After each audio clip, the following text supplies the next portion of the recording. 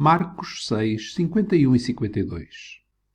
E subiu para o barco para estar com eles, e o vento se aquietou, e entre si ficaram muito assombrados e maravilhados, pois não tinham compreendido o milagre dos pães. Antes, o seu coração estava endurecido. Depois de um grande milagre, que foi a multiplicação dos pães e dos peixes, que está nos versos anteriores, depois deste grande milagre que alimentou quase 5.000 homens, Jesus obriga os discípulos a passar adiante para a outra banda.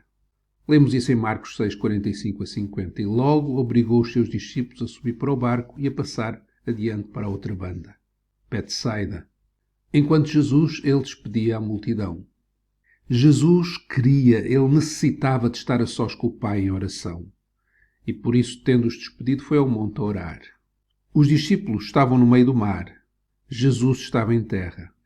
Provavelmente vendo-os a tentar alcançar a outra margem, mas cansados, sem conseguirem. E sobrevindo a tarde estava o barco no meio do mar e ele sozinho em terra. E vendo que se fatigavam a remar porque o vento lhes era contrário, perto da quarta vigília da noite, Jesus aproximou-se deles. Depois de os deixar tentar pelas suas forças chegar à outra banda, pela madrugada Jesus vai ter com eles, andando sobre o mar. E queria passar-lhes adiante. Os discípulos ficaram cheios de medo e pensavam que Jesus era um fantasma. Quando o viram andar sobre o mar, cuidavam que era um fantasma. E deram grandes gritos. Todos o viram e perturbaram-se. Ao que Jesus responde àquela perturbação dizendo que era ele, para eles não temerem. Logo falou com eles e disse-lhes: tendo bom ânimo, sou eu, não temais. Seguidamente os versos que lemos. Jesus subiu para o barco. Ele queria estar com eles. O vento se aquietou. Eles já tinham passado por uma experiência semelhante, em que eles viram Jesus aquietar o vento e o mar.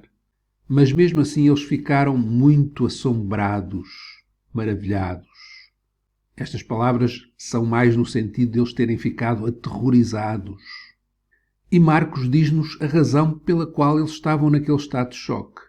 A razão é porque não tinham compreendido o milagre dos pães. Isto porque, antes, o seu coração estava endurecido. Tinham um coração endurecido que os levou a não compreender o milagre dos pães, que os levou a ficarem muito assombrados, aterrorizados. A causa última daquele assombro foi o coração endurecido. O que é um coração endurecido? Um exemplo na Bíblia de um coração endurecido é o exemplo de Faraó. Lemos a Êxodo 8, 18 e 19.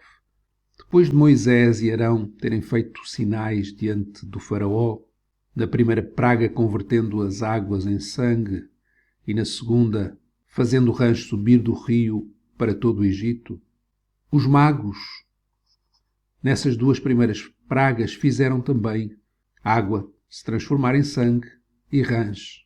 Agravaram ainda mais o juízo.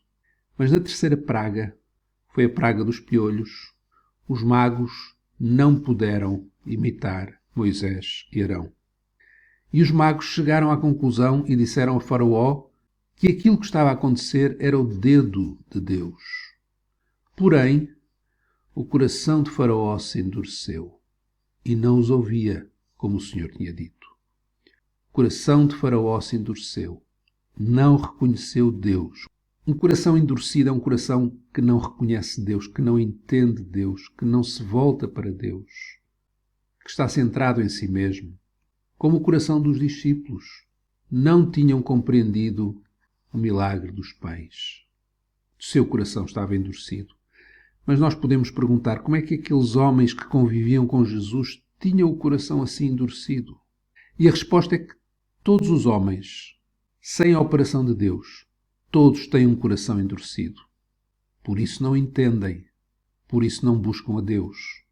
É o que o apóstolo Paulo diz em Romanos 3, 9 a 12. Pois que somos mais excelentes? De maneira nenhuma. Pois já de antes demonstramos que Tanto judeus como gregos, gentios, todos estão debaixo do pecado, como está escrito. Não há um justo, nem um sequer. Não há ninguém que entenda. Não há ninguém que busque Deus. Todos se extraviaram e juntamente se fizeram inúteis. Não há quem faça o bem. Não há nem um só. Esta é a situação de todo o ser humano.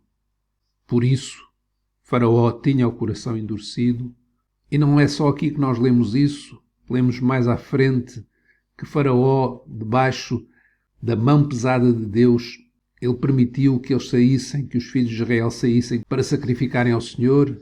Inclusive, Faraó, debaixo da mão pesada de Deus, disse: orai por mim. Será que ele deixou de ter o coração endurecido?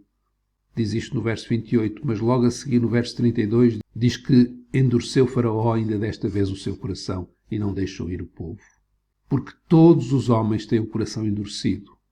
E os discípulos que estavam com Jesus não eram exceção. Mas podemos perguntar, quando é que o coração destes homens, destes discípulos, deixou de estar endurecido? Não foi quando Jesus foi preso e crucificado, pois aí eles fugiram com o coração endurecido. Mas foi quando o Espírito Santo veio sobre eles. Isto é, quando Deus concretizou nas suas vidas a promessa que ele tinha feito no livro de Ezequiel. Ezequiel 36, 25 a 27. Então espalharei água pura sobre vós e ficareis purificados. Deus prometeu fazer isso. De todas as vossas imundícias e todos os vossos ídolos vos purificarei. E vos darei um coração novo. E porei dentro de vós um espírito novo, e tirarei o coração de pedra da vossa carne, e vos darei um coração de carne. E porei dentro de vós o meu espírito, e farei que andeis nos meus estatutos, guardeis os meus juízos e os observeis. Esta é a promessa gloriosa no Velho Testamento da nova aliança. Da aliança que Deus fez connosco em Jesus. Deus quer partir o nosso coração. Nós fugimos de ter um coração partido.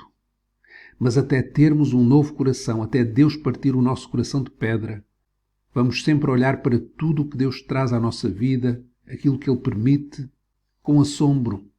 Vamos sempre olhar para aquilo que Deus determina com espanto, com assombro, como eles viram em Jesus um fantasma, o que não era verdade. Mas quando Deus parte o nosso coração, quando nos arrependemos dos nossos pecados, vamos começar a ver Jesus não como um fantasma. Não vamos ficar sem entender, não tinham compreendido, não vamos ficar sem entender os muitos milagres que Deus tem feito e vai continuar a fazer por nós. Nós vamos entender. Nós, principalmente, não vamos ficar sem entender, sem ver Jesus como aquele que deu a sua vida por nós, nos salvou, nos levou ao Pai, nos abriu os olhos, para o vermos como o bem maior, bem mais precioso da nossa vida.